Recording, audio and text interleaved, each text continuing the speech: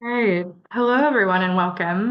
My name is Nessa Kenny, and I am the Associate Director of Innovations for Poverty Action's Peace and Recovery Program. And it is our pleasure to host this event along with our partners at JPAL Europe.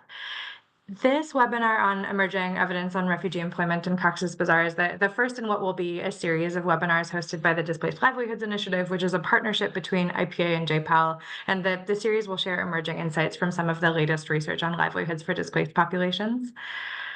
The Displaced Livelihoods Initiative generates and shares new research on policies and programs that can foster sustainable livelihoods for displaced and host communities, and the initiative is generously supported by the IKEA Foundation. And our overall goal is to crowd in evidence on supporting and creating sustainable livelihoods for displaced populations and host communities, and then to ensure that that evidence that is produced is used to inform future policy and programming. We have 5 priority areas for learning that you'll see on the screen. So resilience, wage employment, both formal and informal, entrepreneurship, social cohesion, inclusion and norms, and rights and regulations, kind of recognizing that laws and regulations significantly shape the livelihoods trajectories of displaced populations. And I believe our conversation today will touch on a number of these themes. To date, we have funded 50 studies in over 20 countries depicted here. And as I mentioned through this webinar series, we're excited to begin to share with you what we've been learning from our supported research and also from related projects from our networks of researchers and grantees. Our effort is part of a much broader global effort to push forward the evidence base on economic inclusion and social protection, in part through a multi-stakeholder pledge to the Global Refugee Forum that's led by UNHCR and the Refugee Self-Reliance Initiative, which both IPA and JPAL are a part of. And one of the core pillars of this pledge is to advance data and evidence on these topics. So we see our work as sort of fitting squarely within this commitment. You can learn more by scanning the QR code on the screen. So today we are excited to delve into new research on the impacts of employment for Rohingya refugees in Cox's Bazar in Bangladesh. I'll mostly leave it up to our panelists to motivate this work, but as you know, nearly 1 million Rohingya refugees live in Cox's Bazar. This is the largest stateless population in the world. The refugees are barred from formal work, relying almost entirely on humanitarian assistance, and there's overall limited evidence on how best to support the basic needs of this population, let alone provide for sustainable livelihoods. That said, new research is shedding light on the impacts of employment for Rohingya refugees in Cox's Bazar, and we are very lucky to have 3 panelists today who are deeply immersed in this topic. To begin, Reshmaan Hussam, Associate Professor of Business Administration at Harvard Business School, will present her recent study on the impacts of employment on the mental well-being of men, women, and their households. Then Fatima Zahra, Assistant Professor of Evaluation, Statistics, and Research Methodology at the University of Tennessee, Knoxville, will present her ongoing Displaced Livelihoods Initiative supported work on the linkages between Rohingya fathers' employment, psychosocial well-being, and early childhood development. And then finally, MD Iltemas Amin Adee, Associate Economist at UNHCR, will then comment on the policy implications of this work for practice.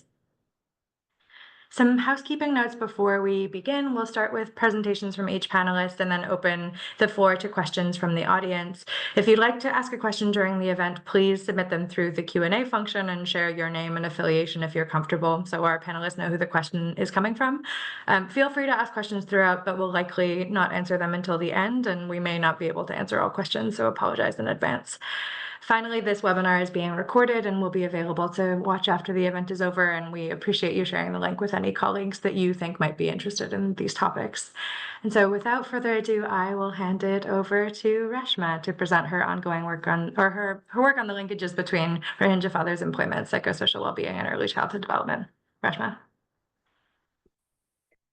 Great, thank you so much. Let me just open it to full screen. You guys can see this? Okay, wonderful. Thank you all so much for having me and for all of you for being here. So this is ongoing work in the Rohingya refugee camps, tentatively titled The Household at Work. And it's in partnership with Wei Su, Aaron Kelly, and Greg Lane, who are all at the University of Chicago. So I want to start with a very high level motivation, which is that, as we all know, understanding the benefits or the impacts of employment has very far-reaching policy implications, right? It's going to inform how we design programs for the unemployed. It's going to inform how governments strategize working with and helping displaced populations. It's going to inform how we target these sorts of schemes as well. But to fully grasp the value of employment, we of course need to look beyond the individual, right? This is a social phenomenon. It's going to affect those closest to you and society as a whole.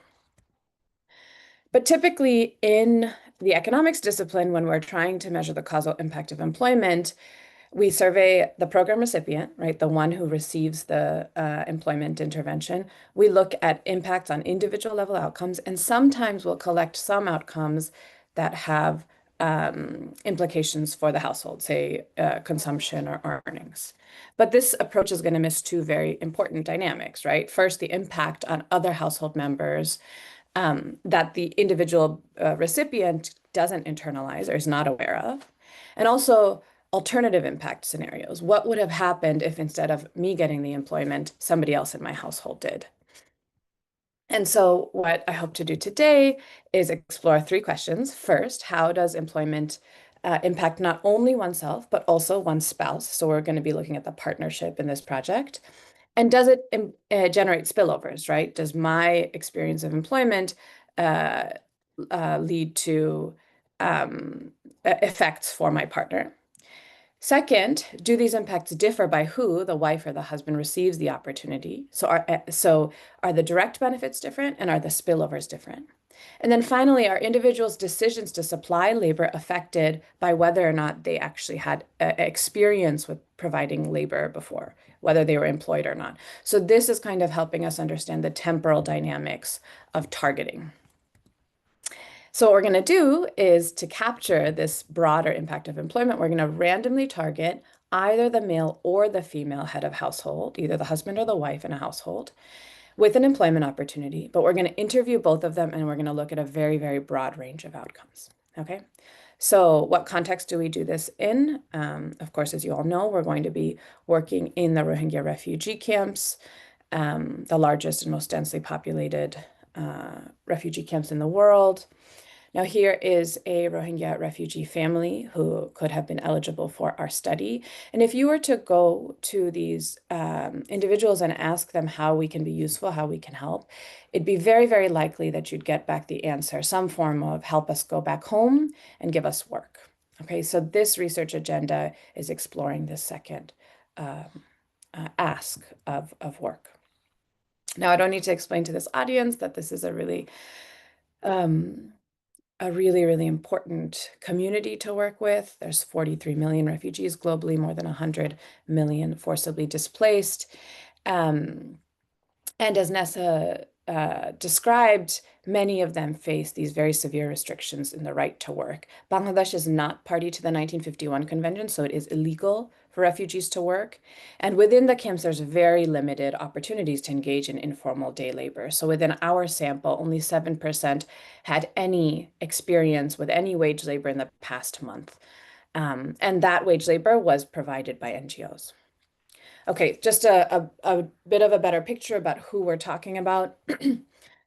These refugees are materially extremely constrained. Their consumption is very limited, essentially to what the WFP and the Bangladeshi government provides in rations for rice, lentils, oil, and eggs. Their savings is basically zero, a mean of $3 US, but a median of 0. And they are also kind of psychologically deprived. About 20% of them, as of 2024, in our assessments, qualified as at least moderately depressed. That hides, I think, a lot of important heterogeneity. 40 to 50% report that they feel that they have little worth. And we suspect this is not specific to the Rohingya refugee camps. Says one Syrian refugee in the Turkish camps, we wake up, we sleep, we wake up, we sleep, we eat food. There is no purpose in a life like this. One day is like another. Okay. So the first fact I want to establish is something we established in a previous work with my colleague Fatima Zahra in the psychosocial value of employment. We basically established that employment is indeed highly beneficial to an individual above and beyond just the income that's received. And individuals internalize this. So they, in fact, have a high willingness to supply labor, even at a wage rate of 0, which of course should be alarming to us. And we find that in terms of channels, it seems to significantly increase one's perception of how valuable they are to their family. So I'd encourage you all to check out this paper if you're interested in this kind of broader question of the psychosocial value of employment as a whole on the individual. Now, what do we do in this project? So our research design is going to span 120 sub-blocks. So these you should think of as neighborhoods within this large camp. We're going to randomize whether those sub-blocks receive employment, so that's cash for work, or control, which is a small amount of money I'll share in a bit. And then within those sub-blocks, we're going to randomize whether the household that's selected has the woman working or the man working, or the woman in control or the man in control, okay? The cash we're going to be offering is actually quite a large sum for this setting. It's going to be $12 per week. I'm going to benchmark that in a bit. If you're in control, you're going to be getting 50 cents per week, which seems tiny. It's small, but still meaningful in this setting. The $12 per week is quite large relative to the cash these individuals currently receive just for the basic consumption. It's quite large, as I described, relative to their savings and their assets. And the wage rate is about comparable to other sanctioned work in the camp, but recall that only 7% in our sample had any access to any form of wage labor in the previous month. So it's very unlikely that they would have these other options. Okay, now let me describe the intervention. So this intervention is almost identical to what we did in that first paper, the psychosocial value of employment. We're going to design something that it deals with the camp constraints. So it needs to be accessible to men and women. It needs to be amenable to a low literacy workforce. And of course, we want to make it not totally easy because then it's not work, but also, of course, not exploitative. So this is what we do. This is part of the video. We show refugees who are randomized into the work group. So imagine you're in a household where the man was randomized into the work group. We say, here's Mohammed, a refugee. Now, Mohammed's thinking about all the different things one might be doing in the camp in a given day. Now, what I want you to do, Mohammed, is go around 4 times a day at different points in the day and mark what 15 of your neighbors, 15 of your male neighbors are doing. We don't need their names. We don't need to know who they are. We just want a sense of what people in the camp are doing throughout the day, how they're spending their time. And we design these timesheets that are entirely visual and have an exhaustive list of all the different things that one might be doing during the day. So for a man, you could be standing idle, you could be sitting at a tea stall, you could be bathing, etc. For a woman, again, sitting idle in their shack, praying in their shack, cooking, taking care of kids, etc. And then they're going to fill out these sheets and submit them every day to a central collection point, so we make sure that they're actually completing this work on time. This work typically takes 2 to 2.5 hours a day, and it's going to be 3 to 4 days a week for 6 weeks. Okay, so you should really think about this as very much part-time work. All right, so the results. So first, I just want to show you that people did the work. Okay, task completion rates are quite high throughout the course of the 6 weeks, more than 90%. So that's encouraging. And next, I want to show you that the work moved the kind of first stage dimensions that we'd like it to move. So it moved your time allocation during the day, and it moved your finances. Okay, so here you see that indeed, if you're randomized into work, you report 2.5 more hours of productive activity and less sleep or idle time. If you're randomized into work, you also report a large increase in savings and a drawing down of your debt. Interestingly, we don't see movements on consumption, but we do in the savings and debt margin. Okay. And for both of these, the results are basically the same for men versus women. So we don't see that men are spending or saving more or less than women if they're the ones randomized into the cash for work, or vice versa. Nor do we actually see that they're spending on different things, which is worth noting relative to the existing literature. Okay, so now I'm going to go into the psychosocial margin. So how does this employment affect you and your partner psychosocially? So let's start with if I'm a woman who's treated. This PS index is a psychosocial index of a host of psychosocial measures. So I'll just go through those real quick. It's depression, that's a PHQ, stress, life satisfaction, sociability, purposefulness, self-worth, feelings of control, locus of control, and stability or security. And the main takeaway here is simply that the employment has a large, meaningful, positive psychosocial effect on these women. Okay, so it's a 0.09 standard deviation improvement in their psychosocial index. And this to us is rather surprising. It's not obvious that women who have actually never worked for pay, the vast majority of women, have never worked for pay in this context, and yet they do seem to benefit psychosocially in a meaningful way from doing this. How about their partners? We find that their partners are basically untouched. So they are not happier because their wives are happier, nor are they unhappier. So we don't see evidence of backlash, right? A man is not frustrated or more angry, at least on average, if their wife is working and they're not. Okay, but they're also not happier. So we see no spillovers on the psychosocial margin. Okay, what if a man is treated? So if the husband is treated, again, we see large, meaningful improvements in your psychosocial well-being, a 0.11 standard deviation improvement in your psychosocial index, kind of across the board. What happens to their wife? The wife is also much happier. Okay, so you see a 0.1 standard deviation improvement in their psychosocial index when their husband is working. You can't reject a difference between those two. So they are equally happier when their husband is working. That woman is also as happy as if she were working herself. Okay, so there are large spillovers to the wife when the husband is working. Okay, so taking stock so far, employment boosts psychosocial well-being both for men and women, and you can't reject that those two effects are equal. So if we're just thinking about the individual, it makes sense to treat the woman as much as it makes sense to treat the man. They're both benefiting psychosocially. But spillovers are going to differ by gender. With the woman, the husband is not affected. With the husband, the man, the wife is affected and improves her well-being quite a lot. Okay, so if we think about the household as a whole, it seems like it makes more sense to target men in a household to improve total well-being than women. Okay, so bear with me on that. Next, we're going to look at relational health. Okay, so we looked at psychosocial health. Now, how about the interactions between the partners? I'm going to report two measures, psychological abuse and physical abuse. All right.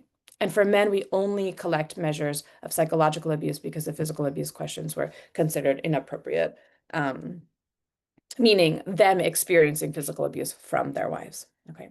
So what do we find?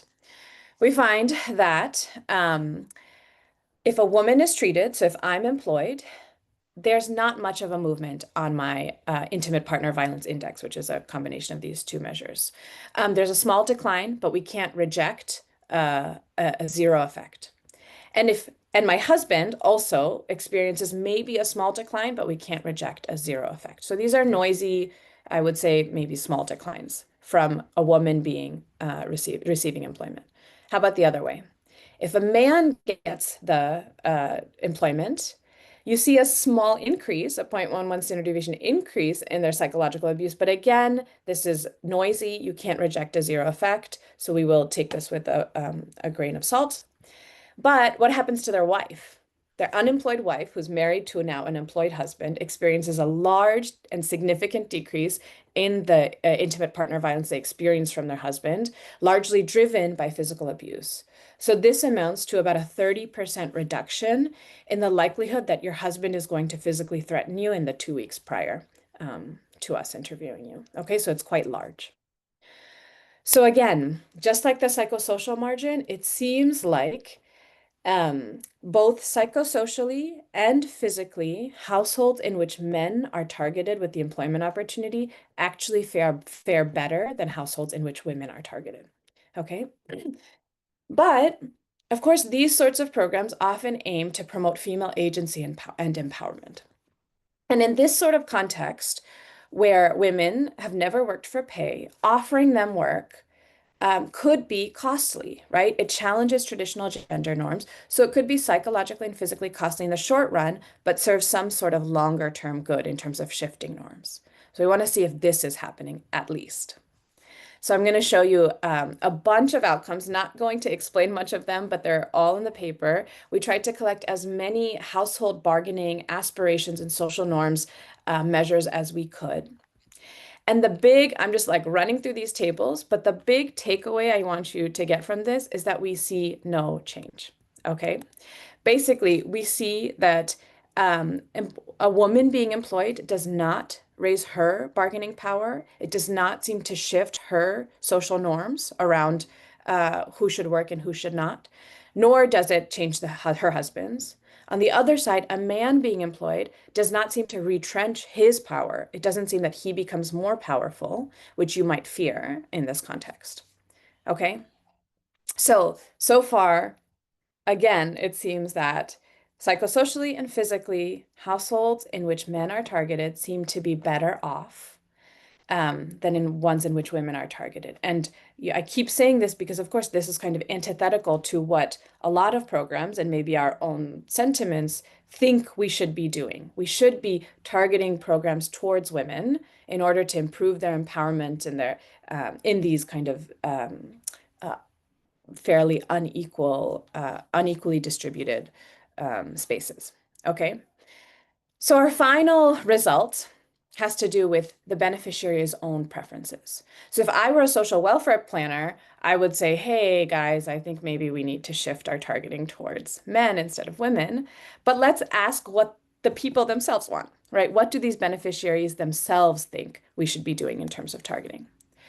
So the way we get at this is we design an incentivized labor supply exercise. 15 months after this 6-week experiment is wrapped up, we're going to return to the households who had previously had one member employed, right, the husband or the wife. And we're going to privately present both to the husband and the wife separately this opportunity. We're going to say we have a little bit of money left over, a surplus budget, with which we can do one more week of work, but we can't hire both of you. So we'd like to know, would you like to do this work and at what wage? Or would you like to give this opportunity to your partner and at what wage? Okay, there's more nuance to the way we're asking this to actually get it to be incentive compatible. Again, I'm not going to go into that, but I hope you trust me and then refer to the paper. But what do we find? What's the large takeaway? I'm not going to show you tables here. The big takeaway is something that we found quite surprising, which is that if you go to a household in which the woman, the wife, was previously employed by us, recall that was random, right? We randomly determined if the woman was going to be employed.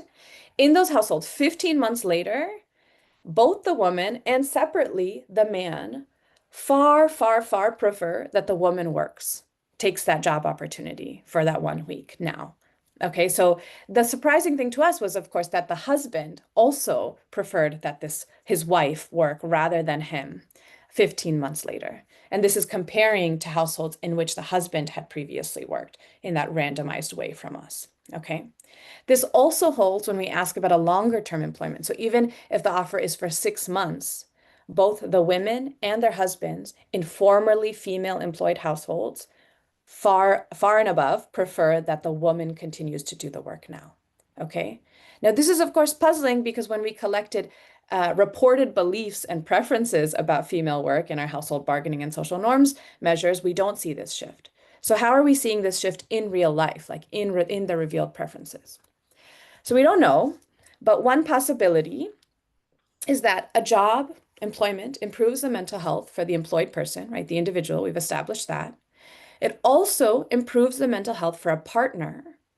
But if you're in a household that's violating norms, meaning in this case, the woman is working, that's violating the standard norms of the space, there's a penalty for that improvement, right? So the husband suffers. So he improves because the wife's happy, but then suffers because, it's violating a norm. So he's back at zero. Recall that we found a zero effect on partners of employed women, okay?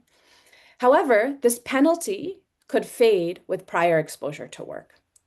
In other words, prior exposure, remember the woman being randomized into work for 6 weeks, 15 months earlier, could make violation of the norm easier, even if you still believe in the norm, right? You might still think it's wrong for a woman to work, but it's not as painful for you. And that's why we see this shift towards allowing these women to work 15 months later. All right. Okay. So to wrap up that long set of results, what do we find? On the policymaker side, we think the main policy takeaways are that number one, men and women benefit equally from work opportunities. I think this is an important fact to establish. Encouraging male participation in these sorts of employment opportunities can improve relational health and safety. We show that through the IPV measures. However, encouraging female participation can meaningfully shift long-term preferences, revealed preferences around female employment. So what might a policymaker do given these two kind of competing dimensions? Well, instead of requiring households to immediately choose one member for employment, or instead of mandating that only women get this opportunity or only men do, organizations could allow both members to try working and really allow the household to decide based on the full set of impacts. Recall, it's not just financial, but it's psychosocial, it's violence, it's norms, it's penalties for violation of norms. So allow the household to decide based on the full set of experiences, impact that they experience that the policymaker cannot observe, right? And in our context, which again is a very socially conservative context where you might think these norms are very sticky, we find that the vast majority of households, in fact, prefer that the woman work, which means to us that those that don't prefer that presumably would be harmed by such a mandate. And so again, I think we end on the policy of choice, that we allow households to experience with these new opportunities within themselves and trust that they know how to make the decision best about who should receive these benefits. Okay, great. Thank you so much. Thank you so much, Reshma. Fascinating. Looking forward to getting into the discussion. But before that, I'm going to hand it over to Fatima Zahra, who will be presenting her work on the linkages between Rohingya fathers' employment, psychosocial well-being, and early childhood development. Fatima.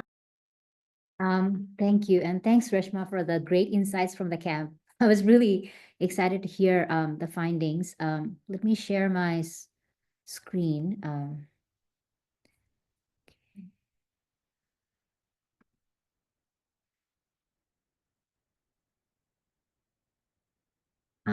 Hi, welcome everyone to this presentation.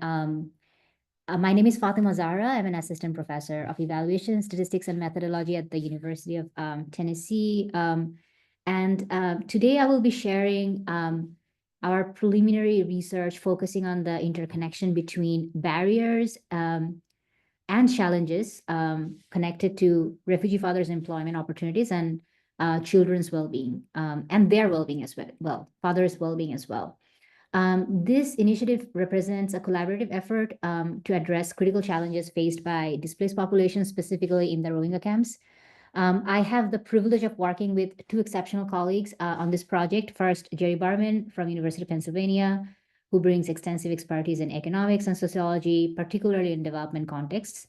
And then Lula Florent, a PhD candidate from Teachers College, also happens to be my mentee, who work focusing on educational and developmental outcomes in vulnerable populations. Together we have bring methodological approaches that are very different from each other to understand the complex problem. So let me briefly outline why this work matters before getting into the specifics. And also this is, we are in the very preliminary stage of a need evaluation. We still haven't collected the data for the need evaluation, but we have some preliminary insights based on my field visits and several focus group discussions with Rohingya fathers between the ages of 25 to 40-year-old.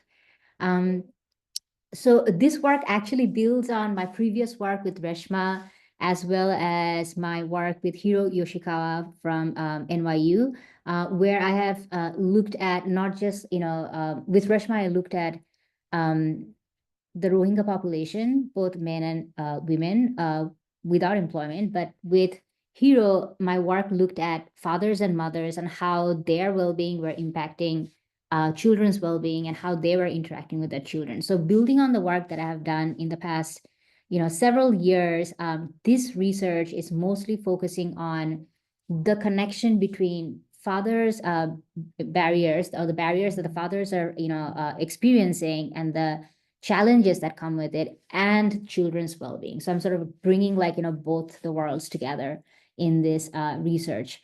Why does this research matter? There are several reasons for that. The mental health dimension of displacement is often overlooked in policy discussions, as most of you would agree. Research also shows a clear pattern that displaced fathers experience significantly elevated rates of stress, anxiety, and depression. And these mental health challenges are not merely individual issues, they ripple through family systems. The evidence suggests a bidirectional relationship. Unemployment worsens mental health, and poor mental health creates barriers to employment, which actually makes sense. The intervention gap here is substantial. Most programs focus on immediate needs rather than long-term financial and psychosocial well-being for both families and children. And if we consider the developmental timing here, ages 2 to 6 represent a critical window for cognitive and emotional development among children, whereas fathers play a unique and complementary role to mothers in supporting child development during this window. The research question then becomes like, how does fathers' employment status affect their engagement with children during these formative years? And the questions also stem from a couple of papers that I co-authored with Hiro and my colleagues at NYU in terms of understanding the stress and the psychosocial well-being aspects of fathers who are also attending to their children. And so another point that we consider in this research is how employment affects a father's sense of efficacy, dignity, and capacity to be emotionally present for their child. The key stakeholders that we believe will benefit from this are Bangladesh government agencies, international NGOs and humanitarian organizations, but also researchers like us who are developing insights and creating, designing interventions to inform these policies. The current policy approaches often treat symptoms rather than addressing root causes.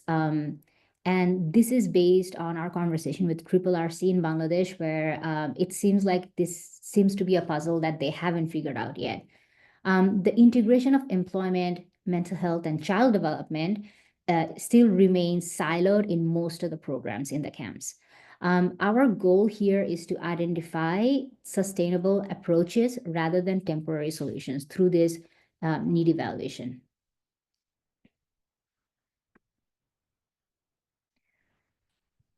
So this research also focuses on breaking the cycle. As employment represents more than income, it provides dignity and self-determination, as we all know. The psychosocial benefits of meaningful work are particularly pronounced in displaced populations, and Reshma was just talking about that. And when we consider how skill development creates multiple effects for household resilience, this approach makes sense and it aligns with emerging research on empowerment-based interventions rather than dependency models. And the intergenerational implications here are substantial. Okay, now let me get into the research questions a little bit. Our research design centers around these three interconnected questions. Question 1 examines the structural barriers to labor market participation, helping us understand the ecosystem challenges. Question 2 investigates which intervention models show the most promise for comprehensive family well-being with a focus on children. And question 3 explores the specific mechanisms through which father's employment status affects child development outcomes. These questions build upon each other to create a comprehensive understanding of the issue.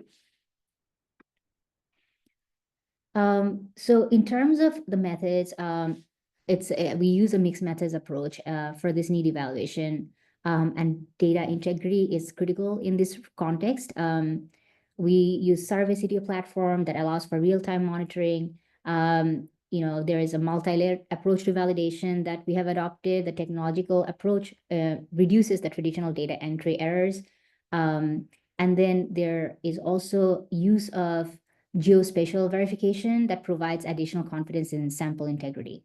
So these rigorous protocols are in place, and they're important when working in challenging field conditions, as in the refugee camps. So our analytical approach combines both qualitative and quantitative data. And so we make use of qualitative data along with descriptive statistics and more advanced modeling techniques. The confirmatory factor analysis will help establish the construct validity of our psychosocial measures. And those measures are important to us because the measures have been created in collaboration with the community members, and we want to see how we are able to validate those measures and instruments. We will also use structural equation modeling that will allow us to test hypothesized pathways between employment and child well-being, employment of the father and child well-being, and then generalized linear models to provide flexible approaches for non-normal distributions that are common in this data. We are using multiple software platforms to ensure robustness of findings, and the interpretive framework that we are using will emphasize both statistical significance and practical significance.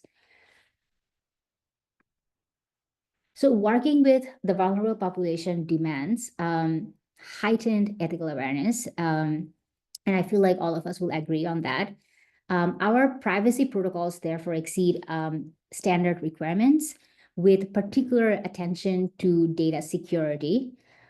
We emphasize permanent deletion of identifiers after data finalization, and the consent process includes special provisions for vulnerable subgroups. And these ethical safeguards are in place and were developed in consultation with the refugee community representatives, specifically a local NGO called HAP. We recognize the power dynamic that is inherent in the research context and have designed protocols accordingly. So now these are some sample questions from the key informant interview and survey questionnaire. These sample questions illustrate our mixed methods approach. You can see how these questions probe subjective experiences rather than just objective circumstances, and this is open.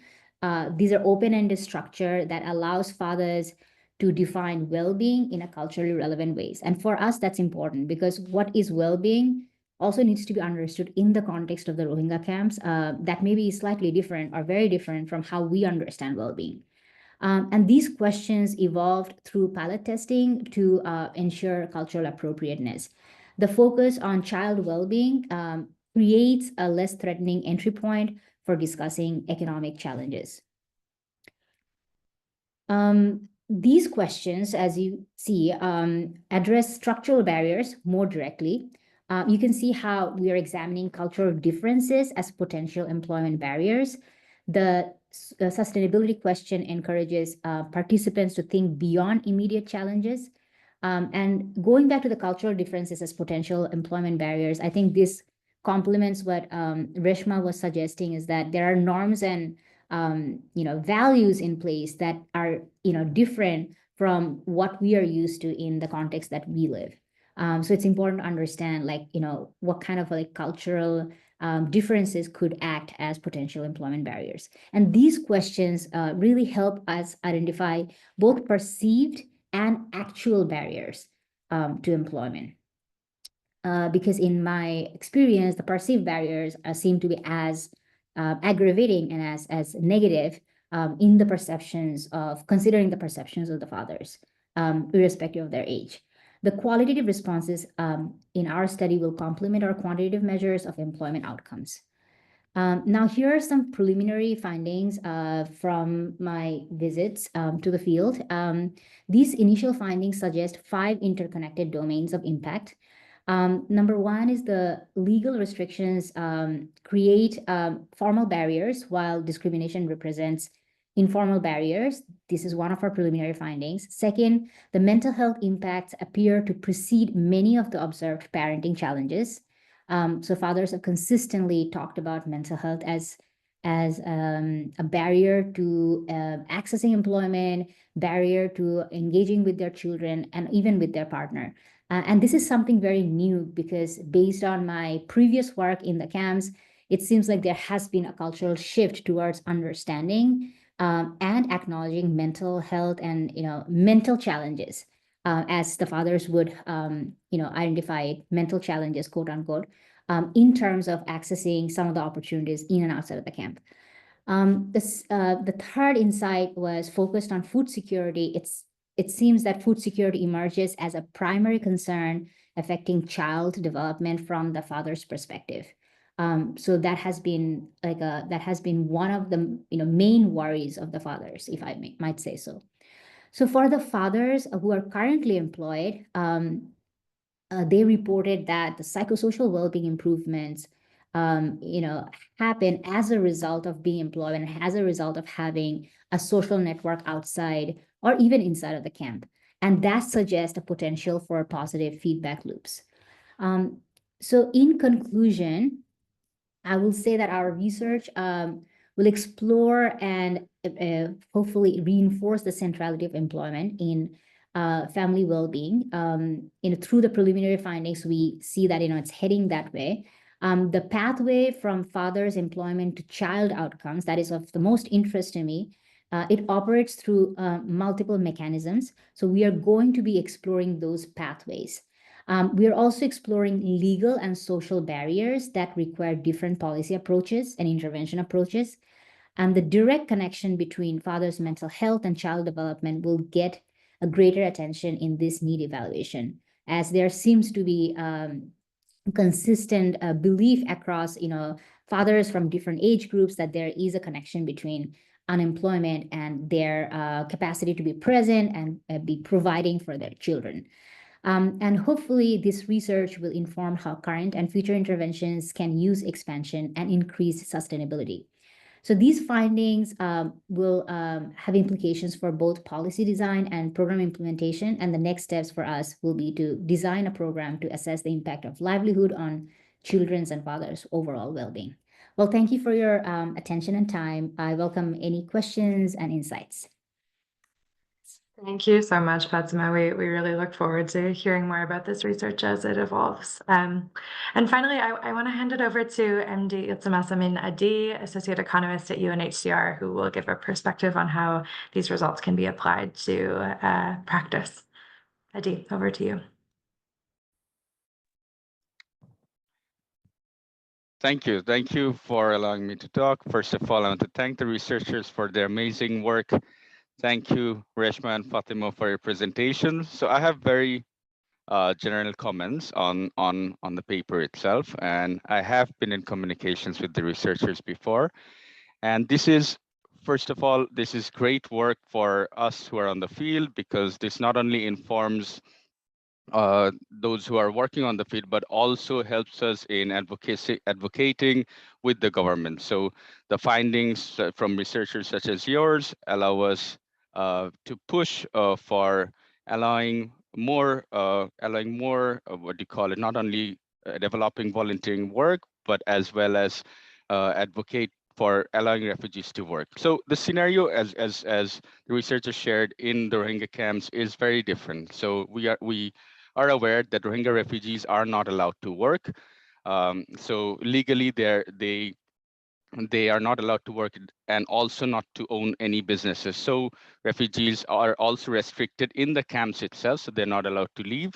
So studies such as these help us in understanding how important work is, not only to provide livelihood, but above that. So for instance, what the study found that paid work significantly improve psychosocial well-being for both the genders, and as well as it reduces intimate partner violence when men are the direct beneficiaries.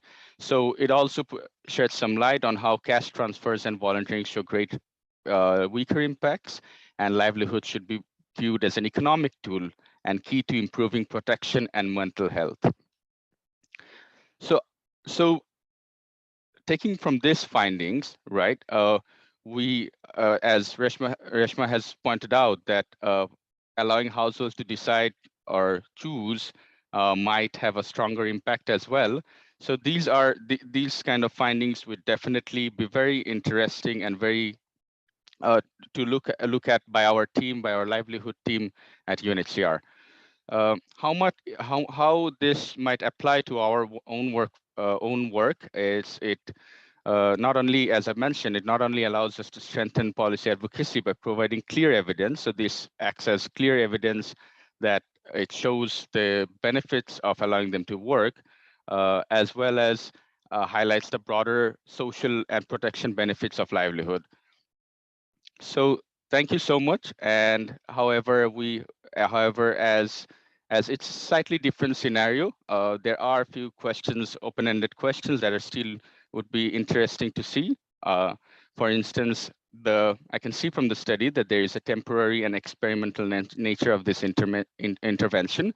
So as it's a 6-week simulated work assignment, and so there's always this question whether similar results would be held in the real scenario, as refugees are not allowed to work, and this might create a different impact, slightly differing findings. So I wanted to know whether the researchers have any plans to cover that up, as well as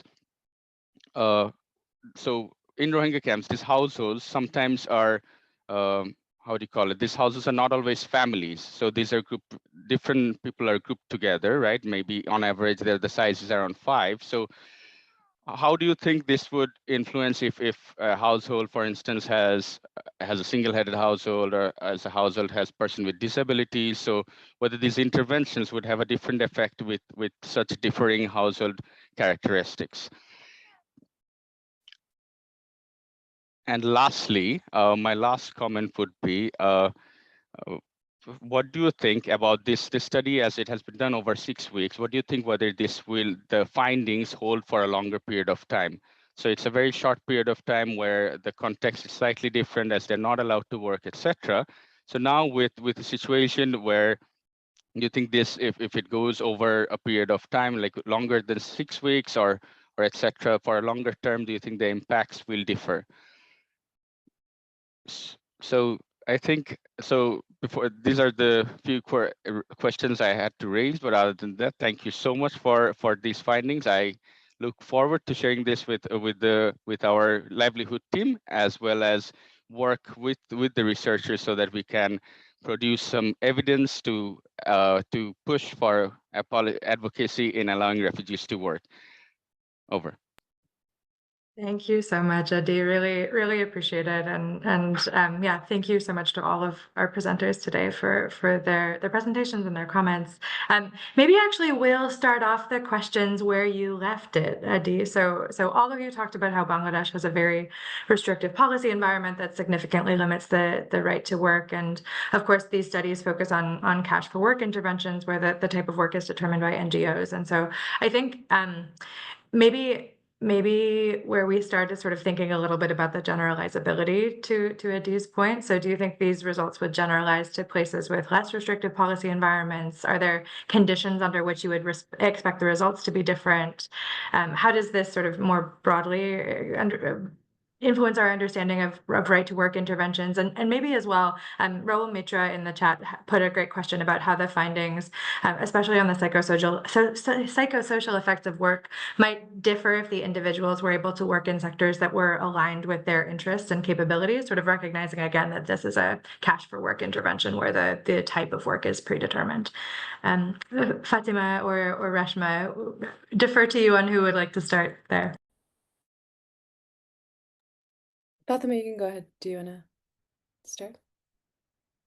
I'm still sort of like processing, so if you don't mind taking that question. Yeah, no, okay, yeah, I'm happy to start. Thank you so much, Adee, and others for these questions. Yeah, of course, I mean, the generalizability question is the big question. So kind of specific to our project, 6 weeks is a short amount of time, but also it's worth saying that in these contexts, the sorts of job opportunities, the sorts of wage labor, the NGO opportunities that are given are often about this time. You know, maybe it's 2 months instead of 6 weeks, but it's not going to be a lifetime job. We don't want the results of this to inform, for example, expansion of, I don't know, employment in call centers or textile work, or, you know, like where it's kind of a complete life change and potentially a total change in your career trajectory because you're actually developing skills, making connections that might improve your future trajectory. In fact, the job we designed intentionally did not build skills because there are so many of this sort of job. You know, imagine like road building, for example, right? It's not building human capital skills that you can use to kind of climb up the ladder. So that's the space in which I would want you to think about this sort of work. And just quickly on the, nature of the households, I think this is also very important. We target men or women in working age households where either person could potentially work. But of course, there's lots of different types of households. Maybe there's the disabled, maybe there's the elderly, maybe there's like youth who could be the ones to do the work. I think the broader takeaway is that households know, right? Households know who, well, two things. Households may not know, but they could know if you give them the chance to experiment, and then they can know and decide, right? So, we don't work with the elderly or the disabled, but you might imagine that they are the ones who could psychosocially benefit the most from these sorts of opportunities. So I'd encourage more work in that space. Um, and again, if we can bring the choice back to the household, maybe that's the way to bring those communities in who are typically neglected. And then on, sorry, I'm blanking on Raul's question, though it was a very good one. How the findings, especially on the psychosocial benefits of work, might differ if individuals were able to choose the sectors that aligned with their interests and skills. Right.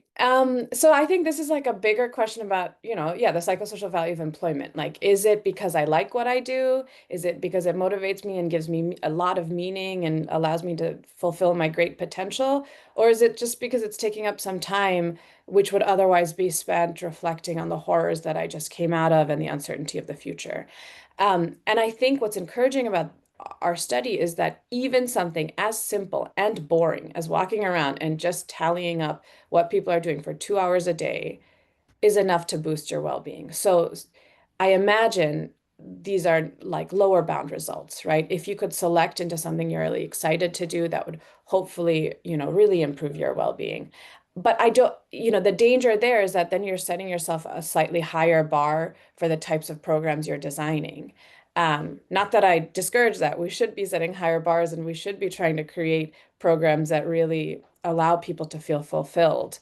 But just to say that even the most basic thing could be a step in the right direction.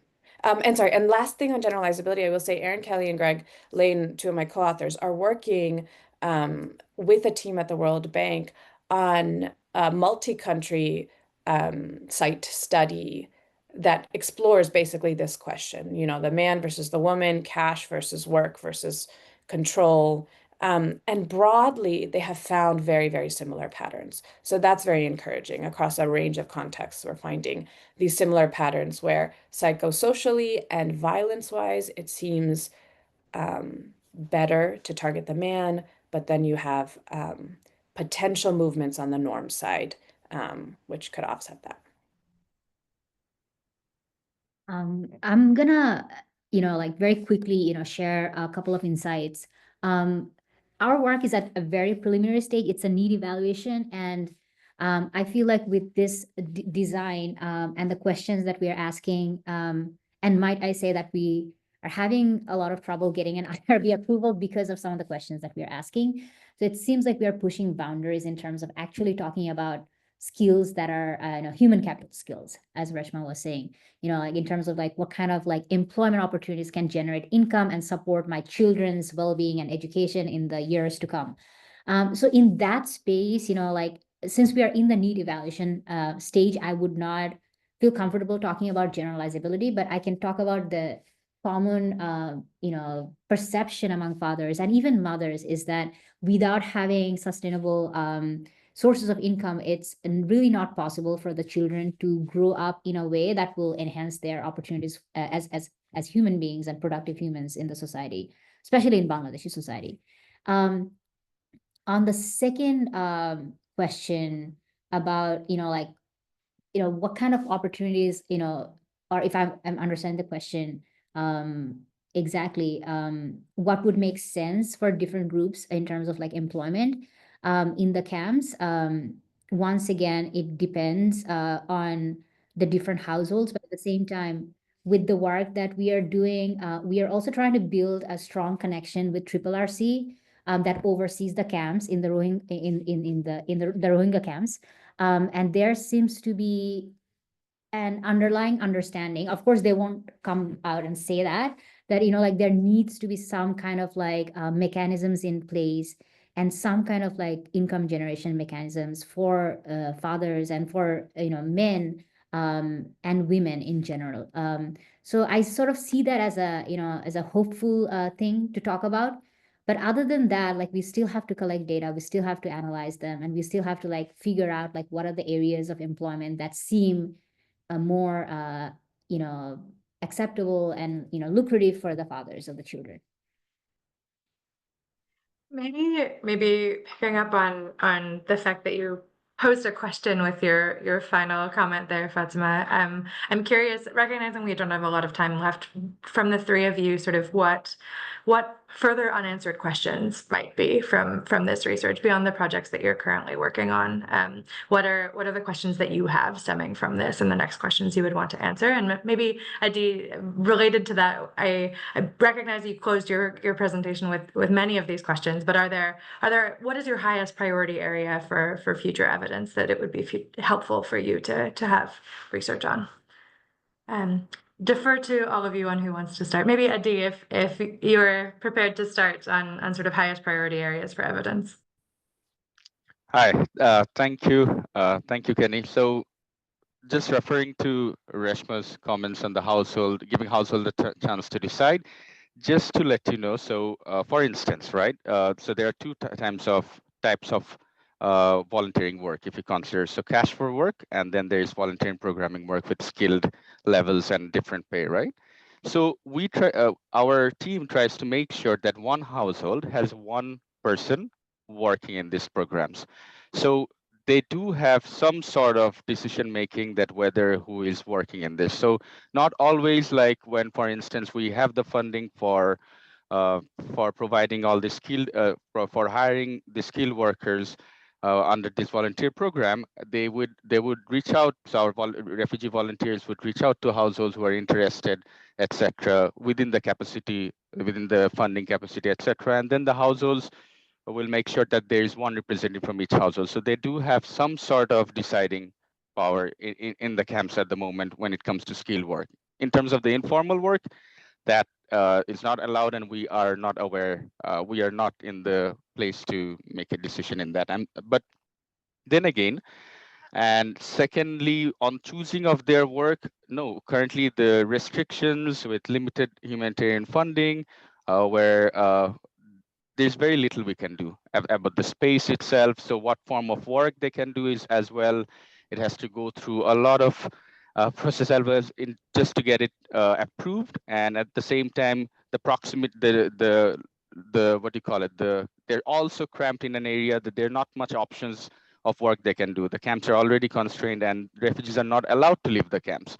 So this gives you further restrictions in what kind of work we can offer for the Rohingya refugees within the limited funding.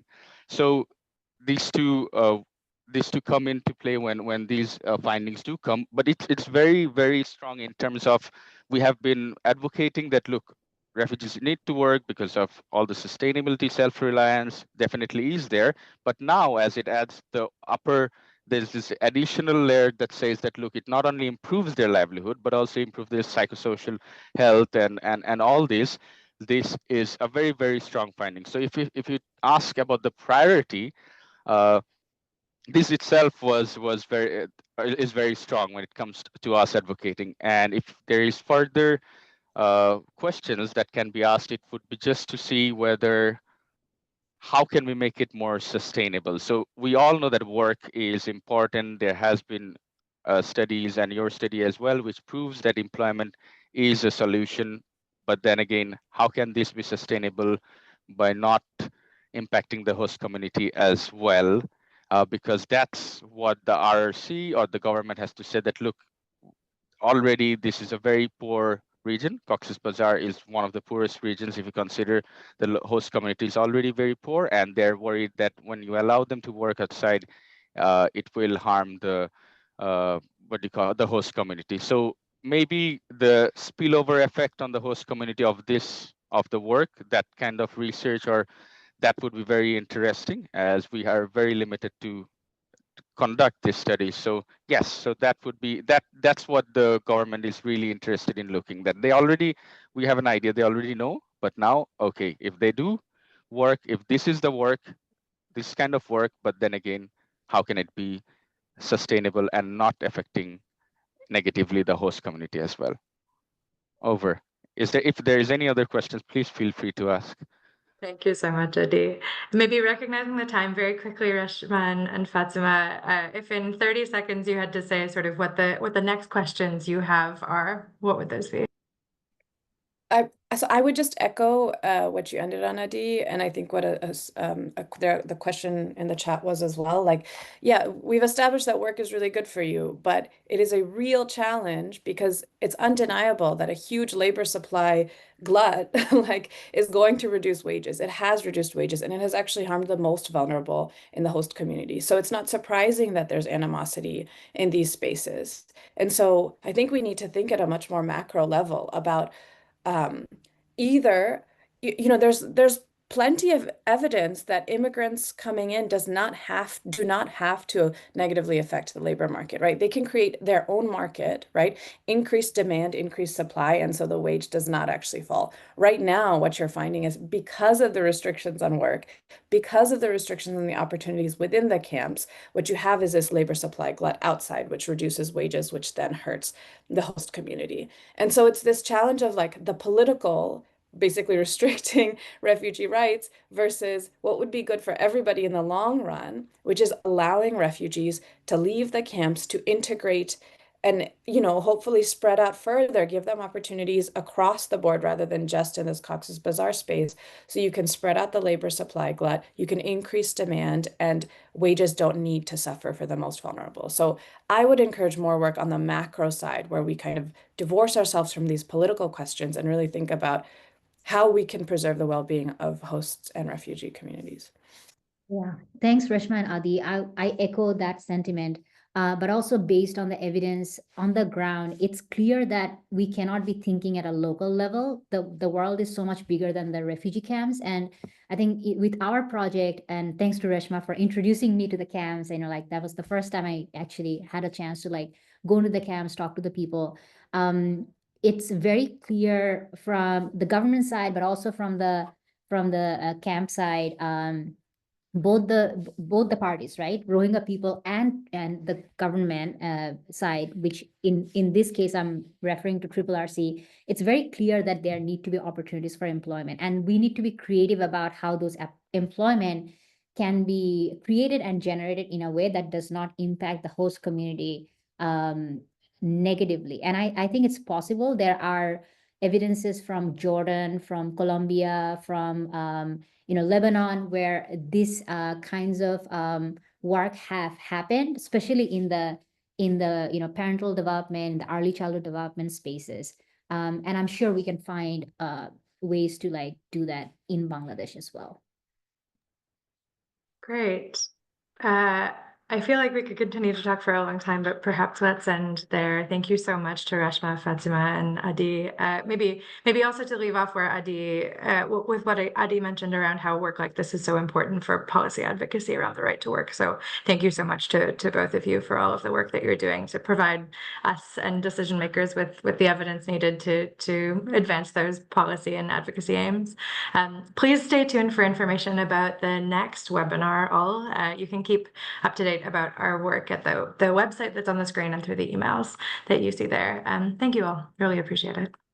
Thank you so much. Yeah, thanks, Thank you Nessa. so much. Thank you.